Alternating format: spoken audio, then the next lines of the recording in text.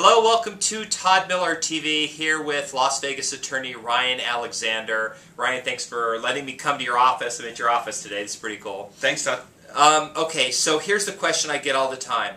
We have a person, they're they're renting a house. Okay. Now, they're making their rent payment to their landlord, but the landlord is stopped paying the mortgage. Do they have, do they have legal recourse against the landlord? In practice, it's kind of difficult. They could bring a claim that the landlord is not honoring their part of mortgage or their part of the lease agreement to maintain the mortgage. Okay.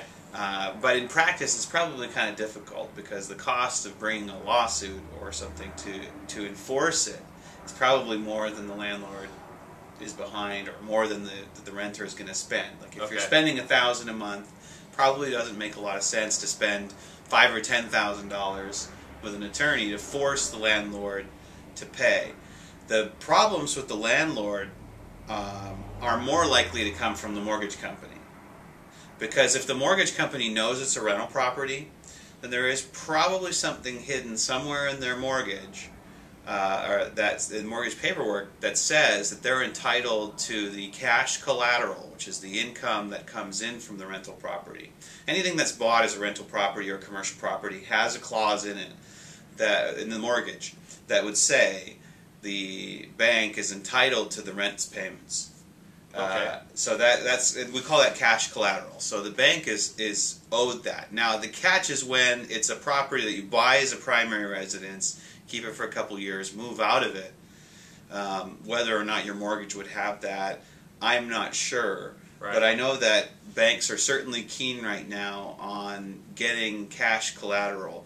Now, in practice, again, with a lot of residential properties, I'm not seeing that banks are actually pursuing people. I've seen some foot stomping from the bank threatening people that they're supposed to pay the rents to the mortgage company on a rental property. Right. But I haven't seen any bank actually pursue that. Usually they're just going to go straight through the foreclosure process. Okay, so probably in practice, if a person owned a place and rented it out and collected rents, they probably would just be able to keep the income, and they may potentially not have anything come back against them. And not much a tenant can do, really. I mean, no, there's not a lot. And in fact, ironically, I was renting a house and that happened to me. Okay. They foreclosed. I was on time with my rent, and we had just a month or two to get out. Luckily, it was coinciding with actually the end of our lease, but that was, I had personal experience with that. You can't.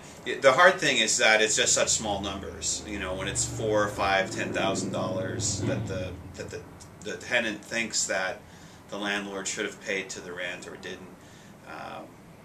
It's just costly to enforce that, and it just, as a business decision, not very practical. Okay, good. I like that. Anyway, that was the only question I wanted to ask for this video. Okay. So thank you very much. All right.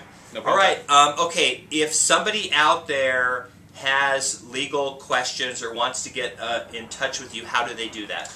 They can give us a call at 222-FIRM, that's 222-3476, or you can visit us at thefirm-lv.com. And that's a 702 area code if they're calling from another area code.